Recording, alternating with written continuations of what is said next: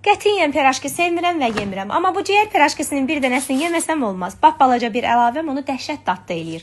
Quzu içalatının dalağını, böyrəyini ayırıb, ciyərləri sirkəli suda saxlayıram.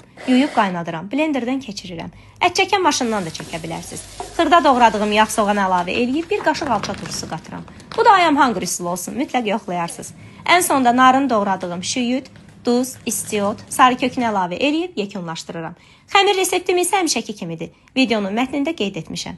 35 qramlıq kündələrə ayırıb içiliklərini qoyuram. İri ölçüdə piraşki sevmirəm. Belə xəmir bükmələrin kiçik forması daha ləzzətli, daha estetik görünür mənə görə. Günəbaxan yağında qızartdığım piraşkiləri aura kağız dəsmalının üzərinə yığa-yığa vamodda qızardıram. Ciyəri qovurduğuma görə içinin bişməmə ehtimalı olmur. Sadəcə vamodda xəmir daha qəşəng şişir. Uşaqları çox gözlətmədən hamısını qızardıb süfrəyə çağırıram. Çünki piraşkini çox sevirlər. Bəs siz necə sevirsiniz piraşkini? Yoxsa mənim kimi qətiyyən qızartma sevməyənlərdənsiz?